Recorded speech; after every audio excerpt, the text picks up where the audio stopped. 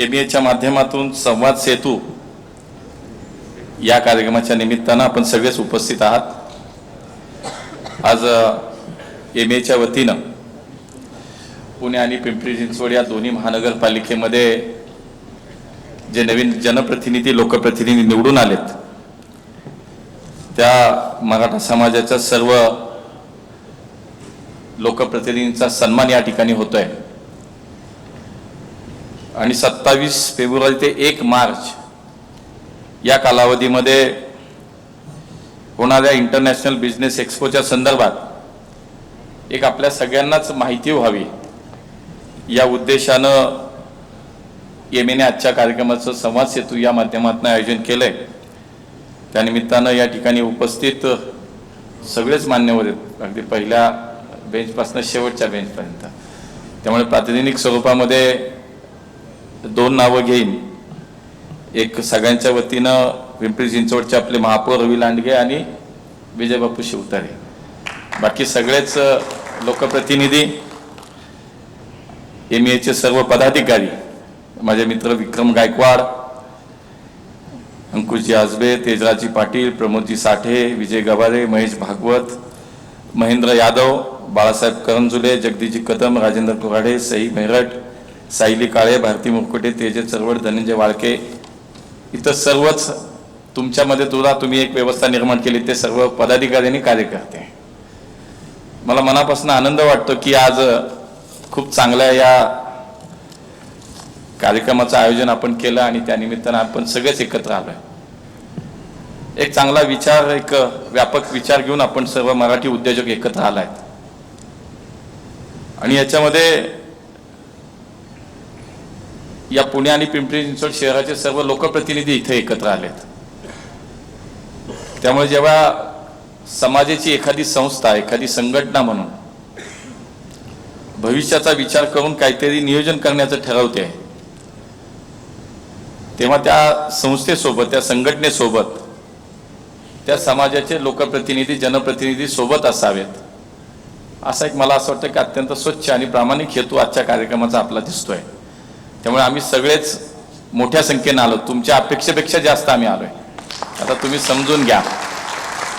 त्यामुळे तुम्ही जो काही समाजाच्या प्रगतीचा, विकासाचा जो काही प्रवास सुरू केलाय, त्या या सगळ्या प्रवासामध्ये आम्ही सगळे तुमच्या सोबत आहोत। आमचे राजकीय विचार सगळे बाजूला राहतील, पण समाजासोबत राहताना आम्ही सगळे या आपण जो काही शिवधनुष्य पेलण्याचा हा जो काही संकल्प केलाय, त्या आपल्या संकल्पासोबत आम्ही सगळेच या ठिकाणी निश्चितपणे आपल्या सोबत आहोत। आपण आजचा संवाद खूप महत्त्वाचा मला वाटतो की मराठा उद्योजक म्हणून तर आपण सगळ्यांना एकसंध करण्याचा प्रयत्न करत आहात आणि समाजाची प्रगती, समाजाचा विचार तर करता, पण आपल्या जे काही बोलण्यात आपले सगळे काही लोक बोलली त्याच्यामध्ये आपण हा विचार करताना देशाच्या जीडीपीच्या बद्दलही बोलताय, राष्ट्र निर्माणाच्या बाबतीतही बोलताय। मला असं वाटतं की हाच विचार मला वाटतं आपल्या समाजाला खूप मला महत्त्वाचा वाटतो की आपला समाज हाही विचार करतो की समाज पुढे जाईलच, पण समाजासोबत माझा देश पुढे जाईल, माझ्या समाजासोबत या देशाच्या प्रगतीचा, विकासाचा विचार आम्ही करतो, ही भावना मला सगळ्यात मोठी वाटते। त्यामुळे समाज तर मोठा होईलच, समाज तर पुढे जाईल, पण समाजाच्या सोबतच आपण हा देशाच्याही विकासाचा विचार करताय, हे मला खूप कौतुकास्पद वाटतं। आजच्या घडीला आपण ही संस्था सुरू केली, सुरुवातीला आपण सांगितलं खूप कमी लोक आम्ही सुरुवातीला सोबत आलो आणि आज जवळपास 1000 पेक्षा अधिक पुरुष उद्योजक आणि जवळपास मला असं आमच्या भगिनी 150 ते 200 भगिनी, जवळजवळ आपण 1200-1500च्या जवळपास उद्योजक एकत्र आलायत। पण मगाशी मी आणि जगदीश दादा बोलत असताना आमची अशी चर्चा चालू होती की खूप चांगल्या पद्धतीने आपण ही सुरुवात तर केली आहे, पण याच्या कक्षा रुंदावल्या पाहिजेत, याचा विस्तार झाला पाहिजे।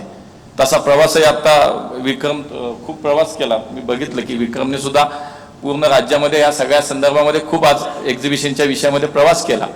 पण हा केवळ मला असं वाटतं की एक्सपोच्या निमित्तानंच नाही, पण भविष्यामध्ये हे याच्या कक्षा रुंदावल्या पाहिजेत। ह्या आज आमच्या शहराच्या पातळीने आहेत, तर पुढच्या काळामध्ये ह्या राष्ट्रीय स्तरावरती, आंतरराष्ट्रीय स्तरावरती अशा पद्धतीचे अनेक कार्यक्रम हे जेव्हा आम्हाला करायचा आम्ही विचार करू, तेव्हा आमच्याकडे माणसं वाढली पाहिजेत, आमच्याकडे विचार वाढला पाहिजे, आमच्याकडे ही संख्या वाढली पाहिजे आणि आमची निश्चितपणे ताकद शक्ती वाढली पाहिजे। यासाठी पुढच्या काळामध्ये याच्या अधिकच्या कक्षा रुंदावतील याचंही नियोजन आपल्या पुढच्या काळामध्ये आपण कसं कराल याचा विचार निश्चितपणे आपण केला पाहिजे। सुरुवातीला आपला समाज आपण पाहतो की केवळ कृषी आणि सहकाराच्याच या व्यवसायापुरता किंवा या मर्यादित होताना दिसला, पण खरंच बरं वाटतं की आज कुठेही जा तुम्ही, महाराष्ट्रात नाही देशातही जा, कुठेही गेल्यानंतर प्रत्येक क्षेत्रात बापूंनी चांगला अनुभव त्यांचा सांगितला की काही ठिकाणी आपण खूप अजूनही कमी वाटतो, पण मला वाटतं की आपण देशामध्ये कुठेही गेलात तरी आज चांगल्या ठिकाणी व्यवसायामध्ये सुद्धा आज आपली मराठा माणसं दिसत आहेत. हे खूप चांगलं लक्षण आहे. आणि म्हणून मग आमचं सगळ्यांचं काम आहे आता हे की आम्ही सगळ्यांनी संघटित होऊन एक संघ तुम्ही शुभारंभ केला आहे आता तो संकल्प तुम्ही केला, त्या संकल्पपूर्तीसाठी मात्र मला असं वाटतं आम्ही सगळे 100% आपल्या या सगळ्या विषयासोबत राहू. त्यामुळे एका छताखाली या एक्सपो आपण जो आता इंटरनॅशनल बिझनेस एक्सपो 2026ची एक संकल्पना मांडली, त्याच्यामध्ये 2 दिवस चालणाऱ्या या विषयामध्ये आपण खूप काय करताय. 500 स्टॉल्स आपल्या लोकांनी याच्यामध्ये आज बुकही केले. आणि मला त्याचं विशेष आहे की याच्यामध्ये व्यवसाय, शेती, शिक्षण, बांधकाम व्यवसाय, वेगवेगळ्या प्रकारचे सगळेच, म्हणजे पर्यटन असेल, संरक्षण क्षेत्र असेल, ऑटोमोबाईल्स असेल, या सगळ्याच मराठा समाजाच्या उद्योजकांना एक चांगलं व्यासपीठ या निमित्तानं उपलब्ध होणार आहे. आणि ही खूप आपण जितो आणि डिक्कीची तुलना मला वाटतं चांगल्या उद्देशाने करायला हरकत नाही की आम्हाला तिथे पोचायचंय, पण मला असं वाटतं की त्यांच्याकडनं घेण्यासारखं पण खूप आहे की समाजामध्ये असलेली एकी आहे, जी संघ भावना आहे. आणि खरं मागाशी कोणीतरी सांगितलं की आता आमच्यामध्ये ती भावना आता नाही राहिली की आम्ही काय करतो एकमेकाचे पाय ओढतो. मला नाही वाटत फार राहिलं आता असं काही. मी तुम्हाला सांगतो की याच्यामध्ये आज ही एक समाज भावना निर्माण झाली आमच्यामध्ये सुद्धा की आम्ही सुद्धा या समाजाचा खूप महत्त्वाचा भाग आहोत, महत्त्वाचा पार्ट आहोत. आणि म्हणून आता आम्ही कुठं याच्यामध्ये मागे नाही राहणार आहोत. आम्ही सोबत पण डिक्की असेल किंवा जितोचा कार्यक्रम पाहण्यात, म्हणजे त्यांचं ते काम बघितल्यानंतर असं वाटतं खरंच आपल्याला सगळ्यांना याच्यामध्ये खूप काम करायचं आहे. आपली 4 मंडळी पुढे लागलीत आता, तर त्यांना साथ दिली पाहिजे, त्यांच्यासोबत आपल्याला उभं राहिलं पाहिजे. आणि म्हणून आजचा कार्यक्रम मला मराठा समाजाच्या भविष्याच्या दृष्टीनं तर खूप एक दिशेनं भविष्याच्या दृष्टीनं टाकलेलं महत्त्वाचं पाऊल वाटतं की त्याच्यामध्ये निश्चितपणे पुढच्या काळात एक सकारात्मक पाऊल म्हणून त्याच्याकडे आता आपण आज पाहू शकतो. आपल्या समाजाची परंपरा ही शौर्य, नेतृत्व आणि राष्ट्रनिर्मितीची आहे. छत्रपती शिवाजी महाराज यांनी स्वराज्य स्थापन करताना केवळ युद्धकौशल्य नाही, केवळ युद्धकौशल्याच्या माध्यमातून नाही, परंतु त्यांचा आपण जर राज्य कारभार पाहिला तर एक सुजाण प्रशासन असेल, व्यापार संरक्षण असेल आणि स्थानिक उद्योगांना चालना देणारी धोरणे सुद्धा महाराजांच्या काळात महाराजांनी राबवली होती. आज त्याच परंपरेचा वारसा तुम्ही उद्योजक या सगळ्या माध्यमातून पुढे नेत आहे. आणि शेवटी आपल्या सगळ्यांसाठी तेच एक आपलं स्फूर्तीस्थान आहे, आपलं आदर्श आहे, आपला अभिमान आहे, स्वाभिमान. छत्रपती शिवाजी महाराजांचा आदर्श डोळ्यासमोर ठेवून आपण सगळे त्यांच्या कारभाराप्रमाणे त्यांनी केलेल्या राष्ट्र निर्मितीचा, स्वराज्य निर्मितीचा काम आणि त्या माध्यमात आता आपण तुम्ही सगळेजण या समाजाच्या माध्यमातून एक राष्ट्र निर्मितीचं काम तुम्ही सगळेजण निश्चितपणे करणार आहात. आज आपण जर पाहिलं तर देश पातळीवरती आपण पाहिलं आपल्या देशाचं नेतृत्व मान्य मोदीजी करतात आणि मोदीजींच्या नेतृत्वाखाली आणि मान्य देवेंजींच्या नेतृत्वाखाली आपल्या महाराष्ट्राचा विकास सुद्धा अत्यंत वेगाने होता. दावोसचा उल्लेख झाला. दावोसमध्ये बघा सर्वाधिक मला वाटतं 30 लाख कोटींचे एमओयू झाले, म्हणजे इतक्या मोठ्या प्रमाणामध्ये आज उद्योग व्यवसाय महाराष्ट्रामध्ये येतात.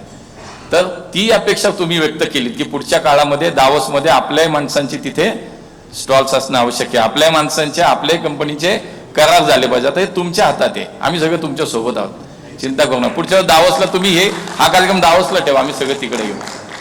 त्यामुळे ही तर शुभेच्छा आहेच आहे, पण याच्यामध्ये आज आपण जर पाहिलं तर महाराष्ट्रासारख्या राज्यामध्ये आज आपण सगळी मराठी माणसं, आज व्यवसायाला, उद्योगाला इतकी चालना किंवा इतका स्कोप आहे, पुढच्या काळामध्ये संधी आहे. आज विदेशी गुंतवणूक या देशामध्ये सर्वाधिक जास्त विदेशी गुंतवणूक आपल्या राज्यात आहे.